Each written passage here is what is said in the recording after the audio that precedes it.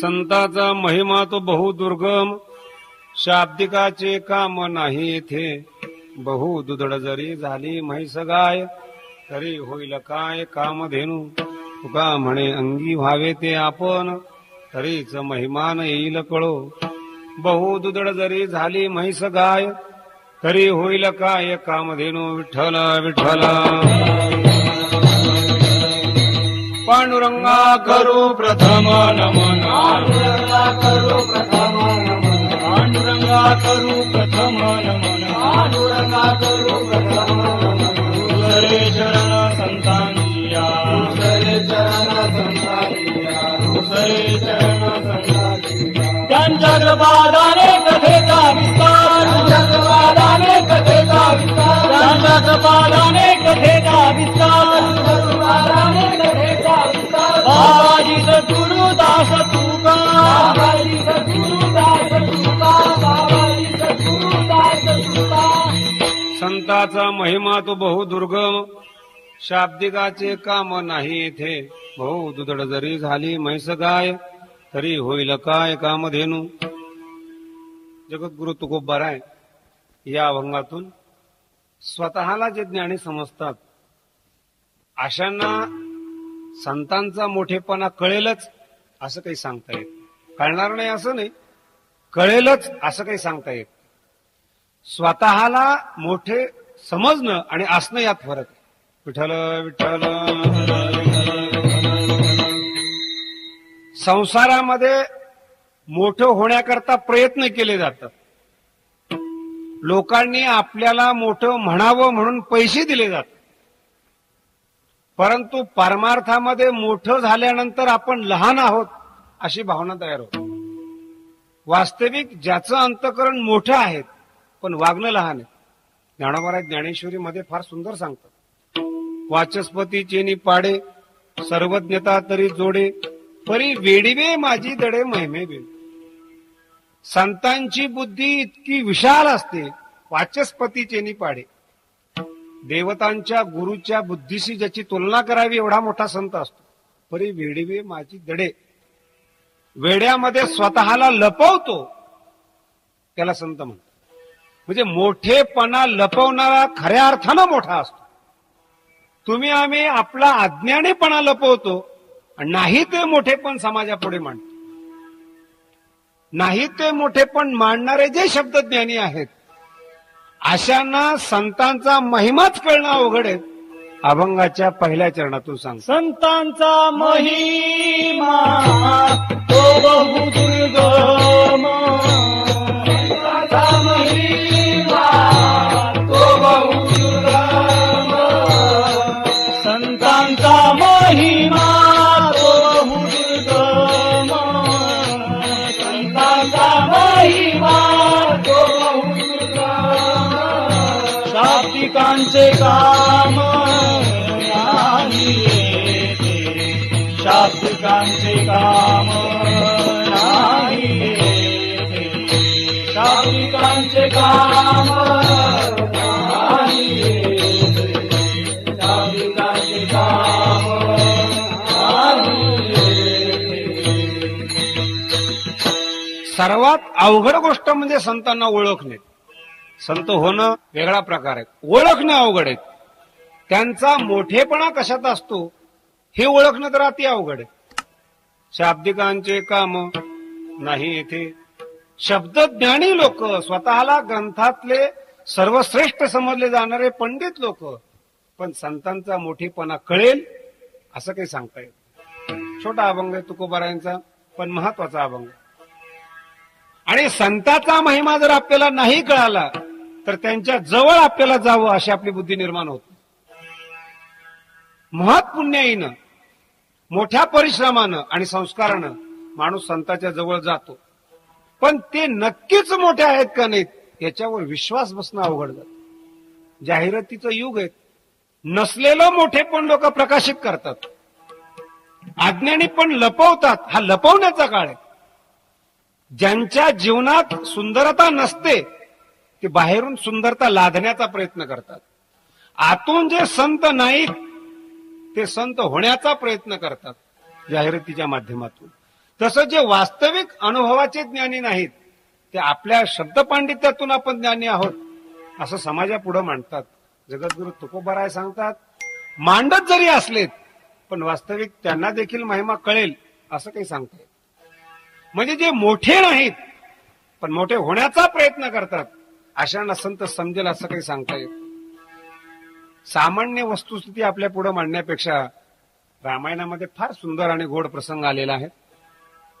12 वर्ष जो सतत जवळ राहिलेला लक्ष्मण आहे तो संत आहेत, वैराग्यशील आहेत, पण अवघड प्रसंगामध्ये सीता माता देखील लक्ष्मणावर अविश्वास दाखवत.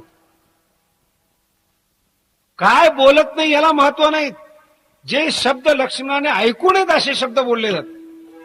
लक्ष्मण शब्द ऐकण्यापेक्षा निघून जाणं बरं वाटतं, निघून जातो. वास्तविक समाजातले जे खरे संत आहेत त्यांना आपण काय बोलतो याचं आपल्याला भान राहत नाही. जे वास्तविक संत आहेत, वास्तविक मोठे आहेत, त्यांना आपण किती बोलतो याचा अंदाज आपल्याला येत नाही. पण जे संत नाही त्याची आपण सेवा करतो. जो रावण आहे, सीतेला चोरण्याकरता जो आलेला आहे त्याचा वेश फार चांगला, म्हणून जे खरे संत नसतात त्यांना बाहेरून चांगलं दिसावं लागतं याची ते दक्षता घेतात. कारण की हे बाहेरून पाहणारं युग आहे. पॅकिंग चांगलं असावं, आत माल कसाही असू चालतो, सडलेला माल देखील चालतो, आत कुणी पाहत नाही. संतांची सुद्धा वस्तुस्थिती अशा पद्धतीची आहे. दाढी, जटा, त्रिपुंड भस्म, रावणाचं तेज, हे सर्व पाहिल्यानंतर ज्यावेळेस तो सीते मातेकडे येतो, भिक्षा मागतो, त्याचं बोलणं आणि त्यांनी सांगितल्याप्रमाणे सीता वागते. जो संत नाही, जर सीतेला खऱ्या संताला ओळखता आलेलं नाही तर तुम्ही आम्ही फार सामान्य लोक आहोत. भगवंताच्या संगतीत ज्याचं 12 वर्षाचं आयुष्य गेलेत अशी सीता माता संताला ओळखू शकत नाहीत. आपलं आयुष्य तर चांगल्या माणसाच्या सोबत जात नाहीत, आपण संताला काय ओळखणार आहेत? विठ्ठल विठ्ठल. आणि ज्यावेळेस खऱ्या संताला ओळखत नाही आपण त्यावेळेस नुकसान जे होतं ते आपलं नुकसान. अयोग्य माणसाला समर्पित केलेलं धन आणि जीवन हे एका दृष्टीने व्हायला जात. गाढवाने शेत खाल्लं पाप ना पुण्य. तसं यांनी आपल्याला गाढव बनून आपलंच सर्वस्व लुटलं आणि यांनी लुटल्यामुळे खरे संत बदनाम झाले. वास्तविक जे त्यागी संत आहेत त्यांना बदनाम करण्यात. पण जगद्गुरु तुकोबाराय हा दोष संताकडे नेत नाही, तो आपल्याकडे आणतात. ओळखता जर नाही आलं संतांना, संतांनी काय करावं? म्हणून समाज आज देखील खऱ्या विद्वानाला, खऱ्या भक्ताला, खऱ्या साधूला ओळखत नाही. जे खोटे आहेत त्यांना ओळखतो. 60-70 वर्षापूर्वी एक गोष्ट घडली. प्रसिद्ध वैज्ञानिक ज्याच्या संशोधनामुळे आज जग पुढे चाललेलं आहे, आइन्स्टाईन, त्यांचे शोध प्रसिद्ध झाल्यानंतर एका गावाला व्याख्यानाला जात असताना अनेक व्याख्यानामध्ये त्यांची सेवा करणारा जो जोडीदार आहे त्याला घेऊन व्याख्यानाला निघालेले होते. 10-15 किलोमीटरच्या अंतरावर गाव राहिलं. अचानक डोकं दुखायला लागलं. आपल्या नोकराला सांगितलं आपली गाडी माघारी फिरव, आपल्याला व्याख्यान करता येणार नाही. चुकीचं काहीतरी बरळण्यापेक्षा न बोललेलं बरं. आला नाही म्हणून बदनाम झालेलं बरं, पण चुकीचा बोलून गेला असा आपल्यावर आक्षेप नको. विद्वान मंडळी असतात, विचार करून बोलतात. काही माणसं अशा विचारी असतात, बोलल्यानंतर विचार करतात की असं बोलायला नको होतं. आणि खरं म्हणजे त्यांचंच युग आहे, बोलल्यानंतर विचार करतात की असं बोलायला नको होतं. वैज्ञानिकांनी सांगितलं आपली गाडी माघारी फिरव. शेजारी जो बसलेला होता तो दक्षिणा घेणारा सेवक होता. त्यांनी सांगितलं महाराज ते पैसे व्याख्यानाच्या अगोदरच आलेले आहेत, जर आपण त्या ठिकाणी व्याख्यानाला गेलो नाही तर ते लोक आपल्याला नावं ठेवतील. वैज्ञानिक आइन्स्टाईन म्हणे आपण पैसे माघारी देऊन टाकू. तर त्याच्यापेक्षा अडचण काय सांगा? ते म्हणे मला आज बोलता येत नाही. त्याची तुम्ही चिंता करू नका, तुमचे कपडे फक्त मला द्या, मी सर्व बोलतो. आइन्स्टाईन म्हणाले अरे तुला जमेल का? म्हणजे एवढ्या दिवस तुमच्या सोबत राहिलेलो आहे, तास 1.5 तास पब्लिकला घुमवणे काही अवघड आहे असं तुम्ही समजू नका. एवढंच की तुम्ही काय बोलतायत हे तुम्हाला माहिती असतं, आम्ही तुमचं ऐकलेलं असतं ते बोलत असतो. त्याचा अर्थ नक्की काय असतो आम्हाला सुद्धा माहित नसतो, पण तुमचे शब्द असतात म्हणून आम्ही बोलत असतो. आईन्स्टाईनला वाटलं पुढे काही जर घटना घडली तर आपण आहोत, म्हणून त्याला आपले कपडे दिले. दोघेही त्या गावात गेल्यानंतर खाली उतरले. कपडे ज्याचे चांगले तो वैज्ञानिक, असा समज झालेल्या लोकांचा. एका बाजूने हा नौकर उतरला, एका बाजूने वैज्ञानिक उतरले. कधी आयुष्यात एवढे चांगले कपडे घालायला मिळालेले नव्हते आणि त्यात एवढा पब्लिकचा सत्कार, जनसमुदाय जमलेला, गळ्यामध्ये हार माळा. खरे वैज्ञानिक चांगले चालतात सन्मान झाल्यानंतर, पण सन्माना योग्य जी व्यक्ती नाहीत त्यांना सन्मान मिळाल्यानंतर जास्त अहंकारी होता. त्यापैकी हा नौकर होता. तो मूळचाच नौकर असल्यामुळे जास्त अहंकार. चांगले कपडे घातले, छाती पुढे घालून चाललेला, भाषणाकरता उभा राहिला आणि खरा वैज्ञानिक खाली बसला. 1-1.5 तास त्यांनी असं काही व्याख्यान केलं. स्वतः आईन्स्टाईन चाट झाले की काय बोलतो सुंदर, मी चांगला जरी असतो तरी एवढं चांगलं बोललो नसतो, इतका सुंदर बोलतो. जनसमुदायाने टाळ्या वाजवत त्याचं स्वागत केलं. स्वागत केल्यानंतर त्यामध्ये सर्वच काही मूर्ख असतात जनामध्ये, असं काही नाही. 2 वैज्ञानिकही आले होते. त्यांचं नाव ऐकून त्यांनी विचारलं, महाराज व्याख्यान खूप सुंदर झालं, 2 प्रश्न विचारायचे वाटतात. कुठेतरी आम्हाला व्याख्यान विसंगत झाल्यासारखं वाटलं. प्रश्न विचारायचा म्हटल्यानंतर नौकर होता तो घाबरला. पण आता एवढं चांगलं आपण व्याख्यान केलं, या 2 माणसाला रेटणार नाही असं थोडंच. विचारा काय प्रश्न आहेत. प्रश्न विचारले. विचारलेले प्रश्न याला सुद्धा लक्षात नाही आले काय विचारले. ते सांगितलं पुन्हा विचारा. पुन्हा विचारा म्हटल्यानंतर तेच घाबरले की आपण विचारताना चुकतो काय कुणाला माहिती. चुकीच्या माणसापुढे खरे माणसं चुकतात अशी भीती वाटते, असं योग आहे. विचारला पुन्हा प्रश्न. हा नौकर होता, सांगितलं तुम्हाला काय अक्कल आहे का नाही, कोणाला प्रश्न विचारतायत. ते म्हणे आपण जगमान्य वैज्ञानिक आहात, मग असले लहान लहान प्रश्न मला विचारून माझा अपमान करतायत. अरे तुमच्या प्रश्नाचं उत्तर आमचा नौकर देऊ शकतो, हे दे रे जरा त्याचं उत्तर. तो नौकर नव्हता, वास्तविक वैज्ञानिक होता. तो उठला, त्यांनी उत्तर दिलं, समाधान झालं. समाजाने काय विचार करावा, ज्याचा नौकर एवढा बुद्धिमान, खुद्द हे किती असतील म्हणजे नौकर. डबल सत्कार, डबल हात. दोघांचा सत्कार घेऊन जेव्हा गाडीमध्ये बसले, रस्त्याने एकमेकाने कपडे बदलले. आईन्स्टाईनने विचारलं, अरे किती सुंदर बोलतोस, किती चांगला व्याख्यान करतोस तू. आणि मग एवढं चांगलं बोलत असताना त्या माणसाच्या प्रश्नाचे उत्तर का दिले नाहीत. त्यांनी सांगितलं तुमच्यातला आणि माझ्यातला फक्त एवढाच फरक राहिलेला आहे. कारण की मला उत्तर देता आलं असतं तर मी तुमच्या पिशव्या वागवल्या नसत्या. बोलतो चांगला कारण की तुमच्या सहवासात राहील. बोलण्यामध्ये कमी नाहीयेत कारण की ते ऐकलेले आहेत, पण मी जे ऐकले ते तसंच आहेत याच्यावर माझा सुद्धा विश्वास नाही. म्हणजे समाजाला तो कळाला नाही कोण आहेत. तसं जे लोक चांगल्या रीतीनं बोलतात, चांगले बोलतात, हे वास्तविक संत आहेत याच्यावर विश्वास ठेवू नका. याचा उल्लेख तुकोबाराय अभंगाच्या उत्तरार्धात करतो.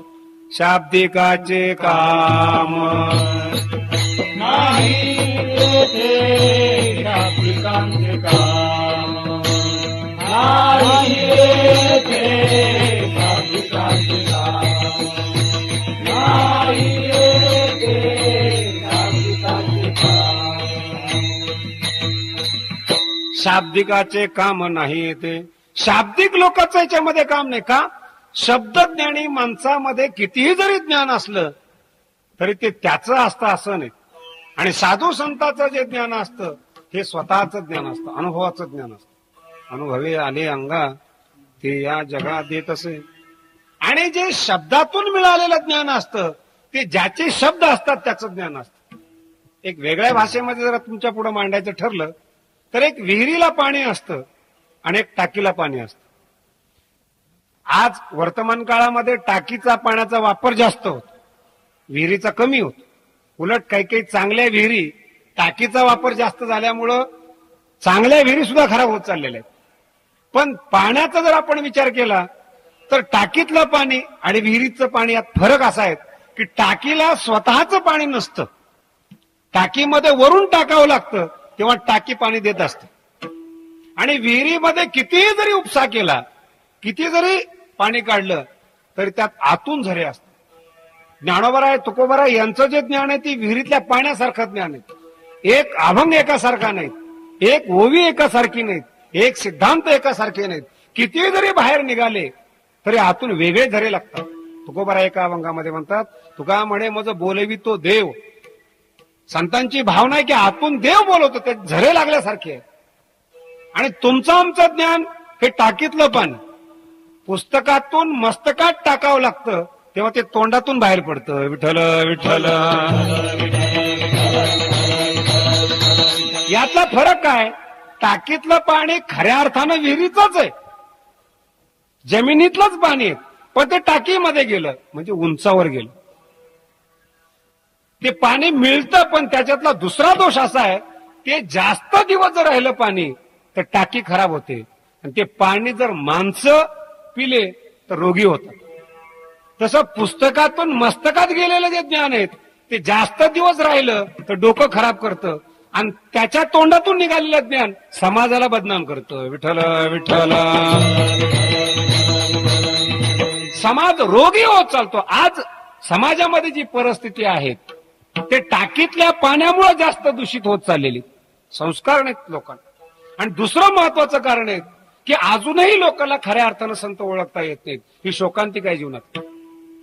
बाहेरून जो साधू दिसतो त्याला आपण संत समजतो, पण खऱ्या संताचा स्पर्श झाला की माणसाच्या जीवनात परिवर्तन होतं. आलिंगने संताची, आलिंगने संतांची, आलिंगने संतांची, आलिंगने संतांची. दिव्य झाली माझी काया, दिव्य झाली माझी काया, दिव्य झाली माझी काया, दिव्य झाली माझी काया. मस्तक हे पाया, मस्तक हे पाया, मस्तक हे पाया, मस्तक हे पाया. वरी त्यांच्या ठेवीता,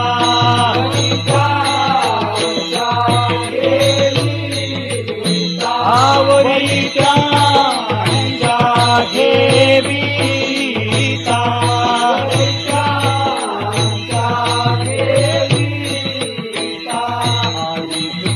माझे कोळे, आधी फुटले माझे कोळे, आधी फुटले माझे कोळे, आधी फुटले माझे कोळे, आधी फुटले माझे कोळे, आधी फुटले माझे कोळे, आधी फुटले माझे कोळे, आधी फुटले माझे कोळे.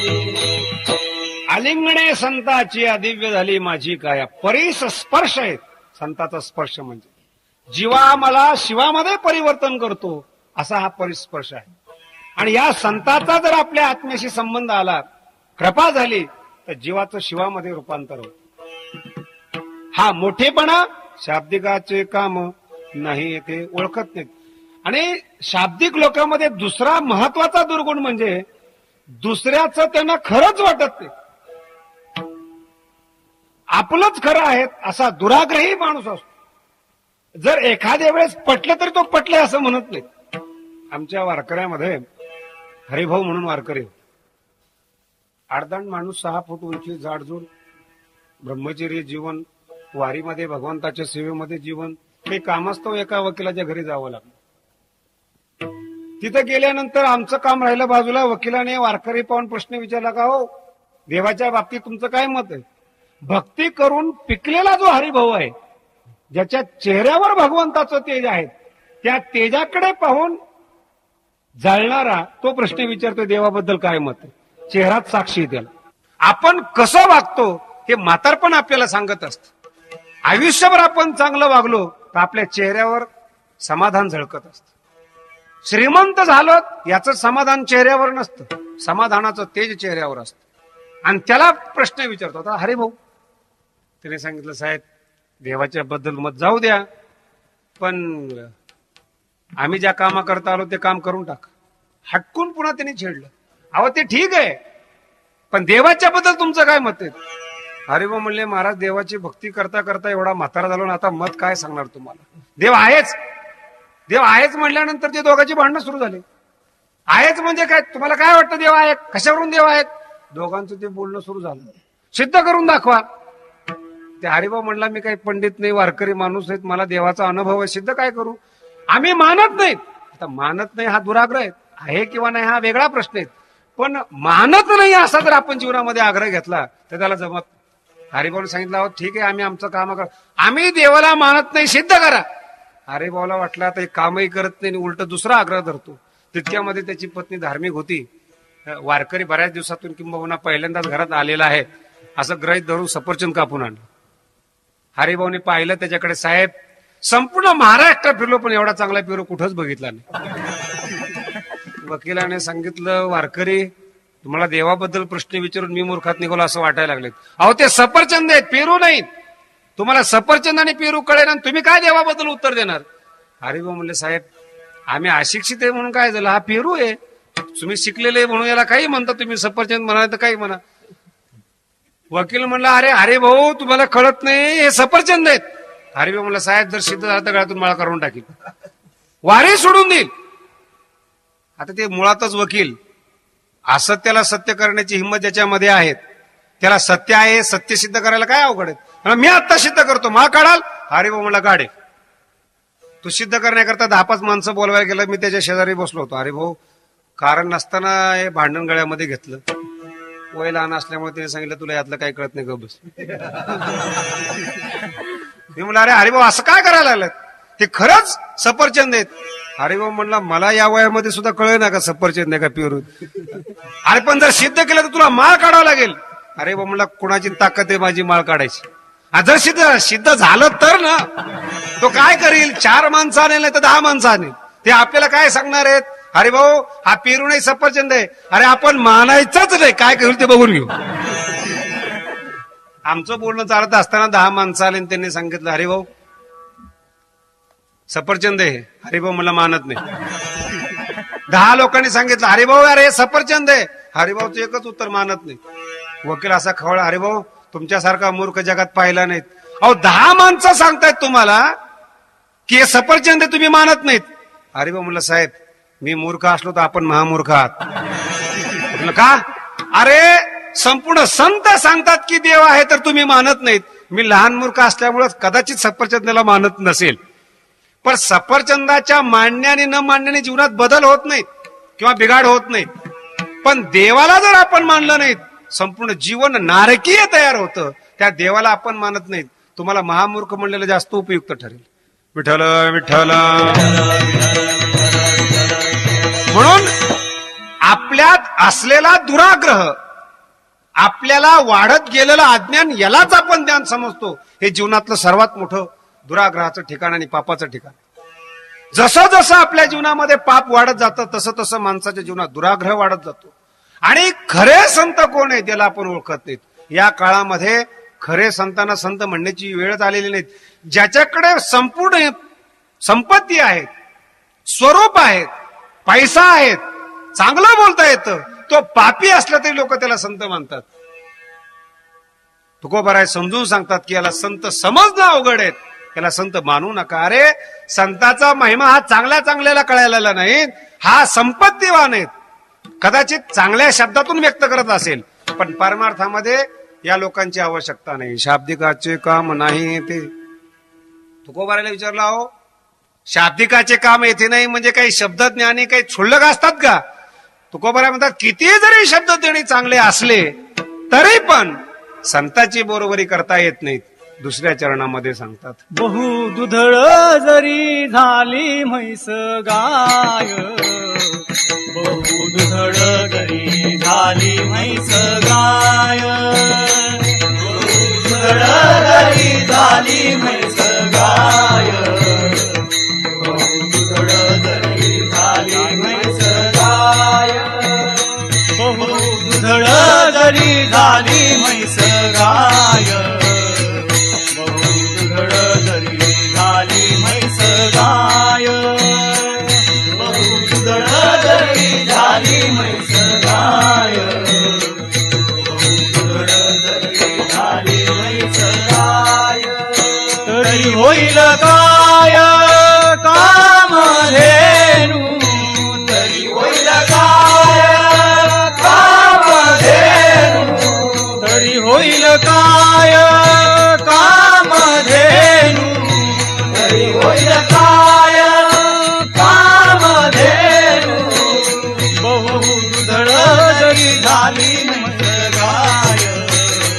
बहुधुधळ जरी झाली म्हैस गाय बहुधुधळ जरी झाली म्हैस गाय बहुधुधळ जरी झाली म्हैस गाय बहुधुधळ जरी झाली म्हैस गाय बहुधुधळ जरी झाली म्हैस गाय बहुधुधळ जरी झाली म्हैस गाय बहुधुधळ जरी झाली म्हैस गाय. शब्दज्ञानी किती जरी मोठा असला तुकोबाराय सांगतात, बहुदुधळ जरी झाली म्हैस गाय तरी होईल काय कामधेनू. पुष्कळ दूध देणारी गाय अथवा म्हैस निर्माण झाली पण तिला कामधेनूची सर येते. कामधेनूच्या अंगामध्ये वास्तविक शक्ती आहे, तसं संतांच्या अंगामध्ये वास्तविक शक्ती आहेत, बाहेरची शक्ती नाही. सामान्य गाय आणि कामधेनू ह्या दिसायला सारख्याच असतात, शक्तीमध्ये अंतर असतो. तसं संत आणि सर्वसामान्य माणूस हे दिसायला सारखेच असतात, पण दोघांच्या शक्तीमध्ये अंतर असतो, दोघांच्या वागण्यामध्ये अंतर असतो, दोघांच्या अनुभवामध्ये अंतर असतो. एकाला घर हे विश्व असतं तर साधू संतांना विश्व हे घर असतं. सर्वसामान्य माणूस आपल्या कुटुंबाला आपलं जग समजतो आणि साधू संत वसुधैव कुटुंबकम असं समजतं. दोघांच्या ज्ञानातलं अंतर आहे, अनुभवातलं अंतर आहे. तरी होईल काय कामधेनू. दूध देते म्हणजे ती फार मोठी गाय झाली असं नाही. वर्तमान काळामध्ये अमेरिकेने एक गाय शोधून काढली. सर्वसामान्य गायी जेवढ्या दूध देतात त्यापेक्षा एक विलक्षण गायी. स्वयंपाकघरामध्ये ती एक गायीसारखं मशीन आहे. जे काही आपण आज शिल्लक राहतं स्वयंपाकघरामध्ये, जे काही थोडंफार शिळपाका असतं, गवत वगैरे असतं, त्या मशीनमध्ये टाकायचं. गायीच्या पोटामध्ये जेवढ्या काही अन्नावर वेगळ्या वेगळ्या प्रक्रिया होतात तेवढ्या सर्व प्रक्रिया त्या मशीनमध्ये आहेत. आणि जिथं स्तन असतात तिथं या लोखंडी गाईला नळ आहे, पिळायची गरज नाही, काय नाही, काय सर्व सामान टाकायचं. जेव्हा आपल्याला दूध पाहिजे असेल दूध बाहेर पडतं. वैज्ञानिकांनी संशोधन केलं, खऱ्या गायीपेक्षा या गायीमध्ये जास्त प्रोटीन आणि विटामिन आहे. पण म्हणजे तिला कामधेनू म्हणता येईल असं नाही. जुन्या काळातल्या ज्ञानी लोकांपेक्षा आत्ताचे ज्ञानी लोक जास्त प्रगतशील आहेत. जुन्या काळातल्या वैज्ञानिक लोकांपेक्षा आत्ताचे वैज्ञानिक जास्त प्रगतिशील आहेत. पण म्हणजे त्यांना संत म्हणता येईल असं नाही. विठ्ठल विठ्ठल. कारण की संताची जी महत्वाची ताकद आहे त्या ताकदीचा जो विनियोग आहे तो केवळ काळावर मात करण्याकरता. संताकडे जे विज्ञान आहे ते काळावर मात करण्याचं विज्ञान आहे. सर्व माणसं ज्या म्हातारपणाला घाबरतात, जिथे थकतात, ज्या म्हातारपणा करता आयुष्यावर पैसे कमवून ठेवतात, खरे संत त्या ठिकाणी विजयी झालेले असतात. कारण की त्यांची जी अभिलाषा आहेत परमार्थाची, ते आपलं तारुण्य चांगलं जावं, भोगात जावं, संपत्ती मिळावी याच्याकरता त्यांचा परमार्थ नसतो. कशा करता असतो तुकोबाराय सांगतात. याजसाठी केला होता अट्टहास याजसाठी केला होता अट्टहास याजसाठी केला होता अट्टहास याजसाठी केला होता अट्टहास शेवटीचा दिस गोड भावा गोड भावा शेवटीचा दिस गोड भावा गोड भावा शेवटीचा दिस गोड भावा गोड भावा शेवटीचा दिस गोड भावा. संतांच्या जीवनातलं विज्ञान आणि इच्छा अशा पद्धतीने काम करतात. या आजसाठी केला होता अट्टहास शेवटीचा दिस गोड व्हावा. सर्व जीवन व्यवस्थित जगता येतं. तरुणपणामध्ये पैसा नसला तरी शरीरामध्ये इतकी शक्ती असते की तो सहजतेनं शरीराच्या संपत्तीनं व्यवस्थित जगू शकतो, चांगलं जर शरीर असेल तर. म्हणून तरुणपणामध्ये संपत्ती आनंद देत नाही, शरीर आनंद देत नाही, किंबहुना परिसर आनंद देत नाही. ते वयच असं असतं की ते मुळातच आनंददायी असतं. म्हणून तारुण्य हे मुळातच आनंददायी आहे, पण ते चिरकाळ नसतं. म्हणून जो तो व्यक्ती आपल्या म्हातारपणाची व्यवस्था, ज्याला त्याला जी भीती वाटते ती म्हातारपणाची वाटते. संत हे तरुणपणात सावध झालेलं व्यक्तिमत्व असतं. त्यांनी जो आपला परमार्थ केलेला असतो, देवाला वश केलेलं असतं, त्याचं केवळ एवढं कारण असतं की म्हातारपणामध्ये आपली बुद्धी, आपली प्रतिभा, आपलं चिंतन हे वेगळ्या ठिकाणी जाऊन, जिथं माणसाचे भोग समाप्त होतात असं जे म्हातारपण आहेत, तिथं परमार्थातला जो संत असतो तो भोगी होतो, देवाच्या आनंदाचा उपभोग घेतो, परिपक्व झालेल्या भक्तीचा उपभोग घेतो. याला म्हणतात साधूचं म्हातारपण. विठ्ठल विठ्ठल. तुमचं आमचं जे म्हातारपण असतं याच्याविषयी काही बोलायलाच नको. कारण की आपण ज्यावेळेस खात असतो त्यावेळेस लोक आपल्याला देत नाहीत. तरुणपणामध्ये सर्व पचवण्याची क्षमता असते. तो आपल्या मित्राला म्हणत असतो चहा पाजा. पचवण्याची क्षमता असताना देखील तोंडाने मागतो चहा पाजा. मित्रमंडळी चहा पाजत नाही, जळता जळत नाही, एवढी संपत्ती आहेत, कशाला चहा मागतोस. पण तोच व्यक्ती आजारी पडल्यानंतर तो दवाखान्यामध्ये नेला जातो. तिथे जी माणसं चहा पाजत नाहीत अशी माणसं त्याला बघायला जातात दवाखान्यामध्ये. तिथं त्याला काहीच खायचं नसतं औषधाशिवाय. आणि मग ही चहा न पाजणारी माणसं चांगले द्राक्षे, चांगले सफरचंद, बिस्किटचे पुडे, त्याला जेव्हा खायचं नसतं त्यावेळेस हे घेऊन जात असतात.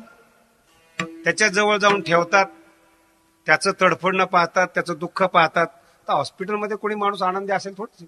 तो किती दुःखी आहेत हेच पाहण्याकरता जाणं म्हणजे हॉस्पिटलला भेटायला जाणं. हे सर्व पाहतात. कोणी द्राक्ष जवळ ठेवतं, सफरचंद, चिकू जवळ ठेवतात, निघून जातात. सर्वात मोठं दुःख ज्यावेळेस त्याला पचत असतं त्यावेळेस देत नाहीत, आणि ज्यावेळेस काहीच खाता येत नाहीत त्यावेळेस सर्व माणसं चिकू फळं आणून आपल्या पुढे ठेवतात. याला कर्माची फळं म्हणतात. ती फक्त बघायची असतात, खायची नसतात. खाता येत नाही त्यावेळेस फळं आणलेली असतात, हे पाप असतं. याच्यापेक्षा सर्वात मोठं दुखणं सांगतो. आजारी पडलेल्या माणसाला आलेली फळं त्याच्या शेजारी असतात, माणसं पाहून निघून जातात. आणि आजारी माणसाला सांभाळण्याकरता एक चांगला माणूस असतो, ती माणसं गेल्यानंतर दरवाजा बंद करतो आणि त्याला आलेली फळं त्याच्या जवळच बसतो. द्राक्षे खाऊन त्याला सांगतो द्राक्ष फार गोड आहेत, खातोस का एक दोन. म्हणजे त्याला आलेली फळं त्यालाच विचारतो फार गोड आहेत, खातोस का एक दोन. म्हणजे ज्याच्यावर पूर्ण हक्क त्याचा आहे त्याला सांगितलं जातं खातोस का एक दोन. उभं आयुष्य आपलं संपत्ती कमवण्यामध्ये गेलं. आपलीच मुलं आपल्याला विचारतात बाबा घेता का थोडाफार चहा वगैरे. ही आपली संपत्ती असते. विठ्ठल विठ्ठल.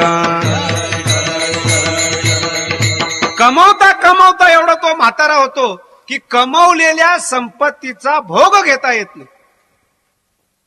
आणि परमार्थ असा आहे की पुण्य कमवता कमवता संत म्हातारा होतो आणि समोर संपूर्ण पुण्य उभं राहत. आणि मग एकदा पुण्य पुढे उभं राहिल्यानंतर देव सुद्धा त्याची सेवा करतो. देवाने सुद्धा भक्ताला विचारावं तुला काय पाहिजे, आणि तुकोबारांनी त्यांना उत्तर द्यावं. तुका म्हणे तुझी नलगे धसोडी. देवा इतका श्रीमंत झालो, इतका तृप्त झालो, इतका परिपूर्ण झालो की आता मला तुझ्या देण्या वाचून काही नडलेलं नाही. मी येतो वारीला ते फक्त तुला भेटण्याकरता येतो, बोलण्याकरता येतो. तृप्त झालोय हे सांगण्याकरता मी तुझ्याकडे येतो. याला म्हणतात कामधेनू, याला म्हणतात संत. संत या शब्दाचाच अर्थ असा आहे की ज्याचं अस्तित्व त्रिकालाबाधित आहे. संत शब्द हा अस धातूपासून तयार होतो, अस्ति. ज्याचं अस्तित्व चंद्र सूर्य असेपर्यंत असतं त्याला संत म्हणतात. तुमचं आमच्या आयुष्य आपण असे तोपर्यंतच असतं. खरं म्हणजे आपण असताना पण नसतं, पण आपण मानतो की असतं.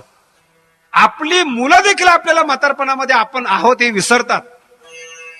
मग घरी आल्यानंतर कळतं की आपला म्हातारा आजारी वगैरे पडलेला आहे. म्हणजे आपलं अस्तित्व हे खऱ्या अर्थानं नास्ती आहे. आणि नास्तिक माणसाची सर्वात मोठी दुरावस्था आहे. पण संत जे असतात ते आयुष्यभर नसतात पण म्हातारपणी असतात. आणि तिथून पुढे जे असतात ते चंद्र सूर्य असेपर्यंत असतात, त्याला संत म्हणतात. त्याचा महिमा तुम्हा आम्हाला कळणार नाही, त्याचं मोठेपण तुम्हा आम्हाला कळणार नाहीत. पण जर खरंच कळून घेण्याची इच्छा असेल तर त्याचा एकमेव उपाय शेवटच्या चरणामधून सांगतात. तुका म्हणे अंगे भावे ते आपण, तुका म्हणे अंगे भावे ते आपण, तुका म्हणे अंगे भावे ते आपण, तुका म्हणे अंगे भावे ते आपण. हरीच महिमान येईल कळो, हरीच महिमान येईल कळो, हरीच महिमान येईल कळो, हरीच महिमान येईल कळो. बहु दुधड झाली झाली म्हैस गाय, बहु दुधड झाली झाली म्हैस गाय, बहु दुधड झाली झाली म्हैस गाय, बहु दुधड झाली झाली म्हैस गाय. तरी होईल काय कामधेनू, तरी होईल काय कामधेनू, तरी होईल काय कामधेनू, तरी होईल काय कामधेनू. बहु दुधड झाली झाली म्हैस गाय, बहु दुधड झाली झाली म्हैस गाय, बहु दुधड झाली झाली म्हैस गाय, बहु दुधड झाली झाली म्हैस गाय. कळण्याचा एकमेव मार्ग तुका म्हणे अंगी व्हावे ते आपण, तरीच महिमा येईल. संत काय असतात हे जर कळवून घ्यायचं असेल, एकमेव मार्ग संत होण्याशिवाय दुसरा पर्याय नाही. जीवनामध्ये काही घटनाच अशा असतात ते झाल्याशिवाय त्याचा अनुभव येत नाही, ते सांगता येत नाहीत. वाणीपेक्षा जास्त पुढचं असल्यामुळे, पण अनुभवातलं असल्यामुळे ते वाणीनं सांगता येत नाही. तुका म्हणे अंगी व्हावे ते आपण, म्हणजे संतपणा काय आहेत हा वाणीतून प्रगट न होणारा प्रकार. पण कळत नाही असं नाही. तुका म्हणे अंगी व्हावे ते आपण. आई म्हणजे काय हे कुठल्याही स्त्रीला जी आई झालेली नाही तिला सांगता येणार. आई झाल्यानंतर तिचं मन कसं तयार होतं हे आईला कळत असतं. म्हणून एक आई दुसऱ्या आईला ओळखू शकते, पण या दोघांना मूल नसलेली स्त्री ओळखू शकत नाही. आईचं अंतःकरण म्हणजे काय हे शब्दाच्या पलीकडची गोष्ट आहे. विद्वान म्हणजे काय हे शब्दाच्या पलीकडची गोष्ट आहे. ज्ञान म्हणजे काय, संत म्हणजे काय हे खरंच कळवून घ्यायचं असेल, शब्दाच्या पलीकडची गोष्ट आहे. कळत नाही ते आपल्याला जीवनामध्ये. पण याचा अर्थ असा नाही की ते अतिदुर्मिळ आहेत, अतिदुर्बोध आहेत.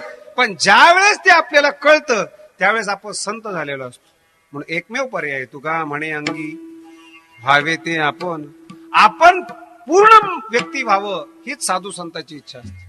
म्हणून कळण्याचा एकमेव मार्ग तुका म्हणे अंगी व्हावे ते आपण.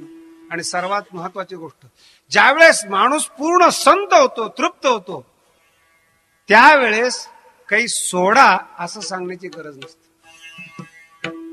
संत झाल्यानंतर जगाचा त्याग करा असं सांगायची गरज नसते. संसार सोडा हे सांगण्याची गरज नसते. ज्ञानोबरायांनी फार सुंदर एका ठिकाणी सांगितलेले आहेत का आगी लागली या रुखी देखोनी सैरा पळती पक्षी. एखाद्या झाडाला आग लागल्यानंतर त्या झाडावर राहणाऱ्या पक्ष्यांना जा म्हणून सांगण्याची गरज नाही. तसं मानवी जीवनामध्ये निर्माण झालेले दोष यांना काढण्याची गरज नाही. एकदा ज्ञानाचा अग्नी आपल्या शरीरामध्ये पेटला हे दोष आपोआप निघून जातात. निर्दोष झालेलं जे जीवन आहे त्यालाच खऱ्या अर्थानं संत म्हणतात. तेच परिपूर्ण जीवन आहे. म्हणून ते जीवन हे शब्दाच्या पलीकडचं जीवन. शब्दालाच सर्वश्रेष्ठ समजणारे, पुस्तकातल्या ज्ञानालाच सर्वश्रेष्ठ समजणारे जी लोक आहेत यांची कुवत आणि वास्तविक संत याची ताकद, ह्या दोघांमध्ये फरक आहे. अतिबुद्धिमान माणूस आहे त्याची ताकद वेगळी, आणि वास्तविक भरलेला शरीराचा माणूस आहे त्याची ताकद वेगळी. हे अनुभवाच्या द्वारे कळतं, शब्दातून व्यक्त केलं जात नाही. आमचा हरिभाऊ कार्तिक एकादशीला एक वारकरी आजारी पडला, त्याला पुण्याच्या दवाखान्यात टाकल्यानंतर भर कार्तिक एकादशीला त्याला भेटायला जावं आळंदीतून पुण्याला असं हरिभाऊला वाटलं. 6 फूट उंच माणूस रस्त्याने चालला तर त्याच्या धक्क्याने माणूस पडेल इतकी ताकद अंगामध्ये, त्याला धक्का मारणं लांबच. पण त्याला इच्छा झाली आणि मला सांगितलं त्यांनी आपण दवाखान्यामध्ये भेटायला जाऊ. आम्ही दोघं मिळून एकादशीच्या दिवशी पुण्याला यायचं ठरवलं. पण रस्त्याने मी त्याला सांगितलं, हरिभाऊ जर जागा मिळाली तर मी तुझ्याबरोबर पुण्याला येईल, अन्यथा येणार नाही. त्यामुळे त्याची काही चिंता करू नकोस, जागा मिळाली तर पुण्याला चल, नाही तर येऊ नकोस. हरिभाऊ एसटीच्या दरवाजाजवळ आला आणि दोन्ही हात असं वर करून उभा राहिला. मला सांगितलं जा जागा जर मिळाल्यानंतर मला सांगतो, पण एकाला सोडत नाही. एवढी मोठी एकादशीला गर्दी होती, एसटीच्या दरवाजात उभा राहिलेला माणूस एकाला यात जाता येत नव्हतं. पाठीमागून लोक ओरडत होते पण त्याला कोणी हात लावत नव्हतं. त्याला म्हणतात ताकद. लोक मागून ओरडायचे पण त्याच्या अंगाला हात लावायची कोणीच ताकद नाही. मी आतमध्ये गेल्यानंतर ड्रायव्हरच्या पाठीमागचं सीट मला मिळालं. मी हरिभाऊला सांगितलं हरिभाऊ ये. मग हरिभाऊ आत आल्यानंतर लोकांची गर्दी गाडीवर चढण्याची. हरिभाऊनं आम्ही त्या ड्रायव्हरच्या पाठीमागच्या सीटवर बसलो. कुणीतरी वशिल्याचा माणूस ड्रायव्हरच्या दरवाजातून आत येऊन आमच्या पुढे बसला आणि एक असं पाप्याचं पितर गाडीमध्ये चढलं.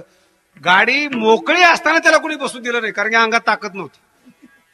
कंडक्टर सीट पासून आमच्यापर्यंत धक्के खात आलं तरी त्याला कोणीच बसायला जागा दिली नाही. सीट मोकळी असताना सुद्धा तिथं जो साहेब बसला होता पाठीमागून धक्का लागला त्या हाडुकड्याला. धक्का बसल्याबरोबर साहेबाच्या पायावर याचा पाय पडला. साहेब असं खवळलं, अक्कल आहे का नाही, दिसत आहे का नाही, आंधळा आहे का काय.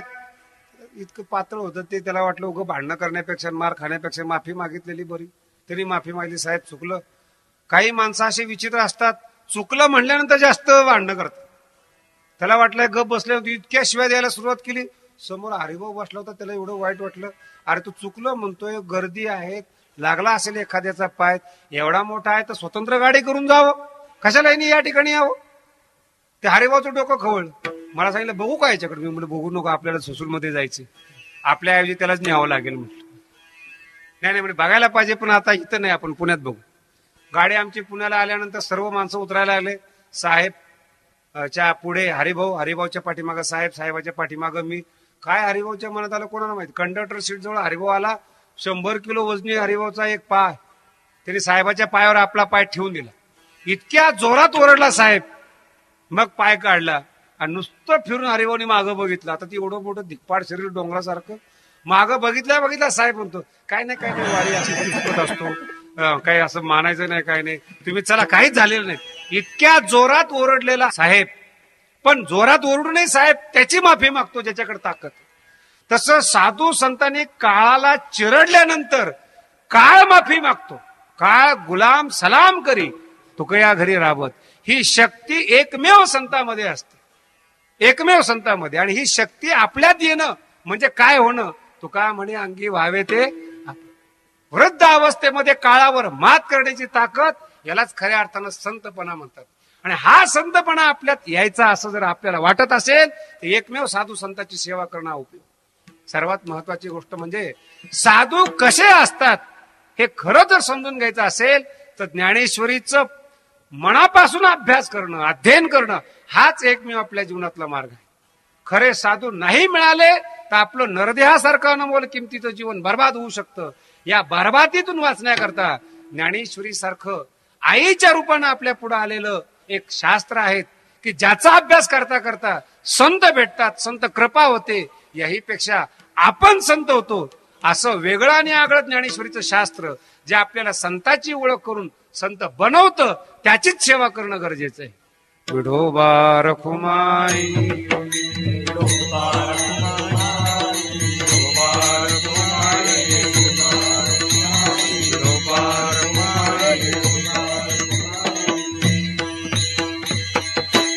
जीवनाला परिपूर्ण करणारे संत असतात. म्हणून आपल्याला संत व्हायचं असेल तर सामान्य माणसाने संतांच्या जीवनामध्ये शरण जावं, भजन करावं. ज्ञानेश्वर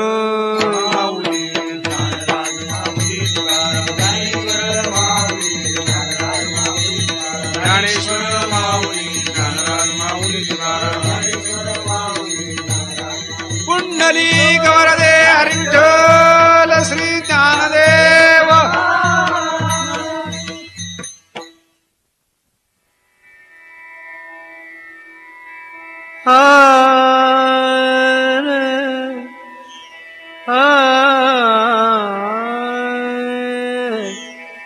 तुका म्हणे अंगी व्हावे ते आपण,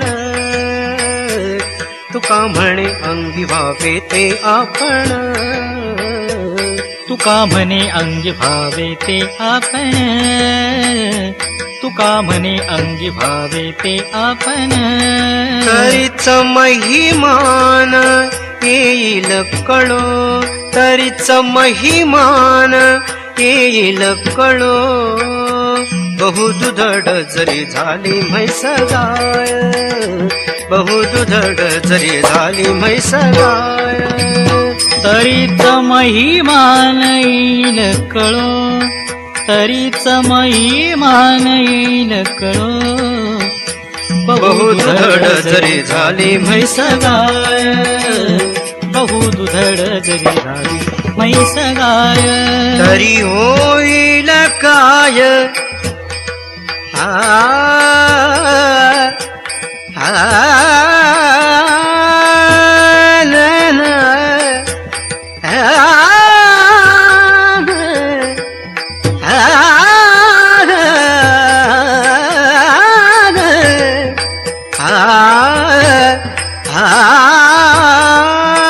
तरी होईल काय कामधेनु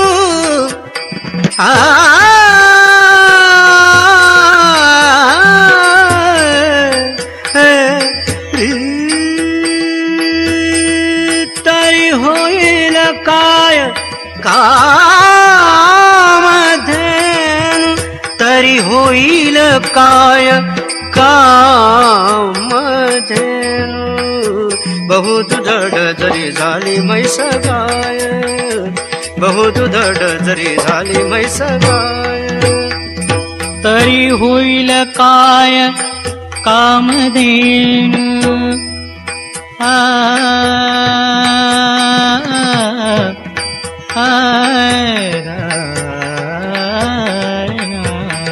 तरी होईल काय कामधेनु, तरी होईल काय कामधेनु. बहुदुधड जरी झाली म्हैस गाय, बहुदुधड जरी झाली म्हैस गाय. झाली म्हैस गाय, झाली म्हैस गाय. जय विठ्ठल जय जय विठ्ठल, जय विठ्ठल जय जय विठ्ठल. बोलिले ले पुरे क्षमा अपराध नाही विचारिला बेकार म्या तुला. क्षमा अपराध म्हणे ज्ञानेश्वरा राखा पायापैकी करा.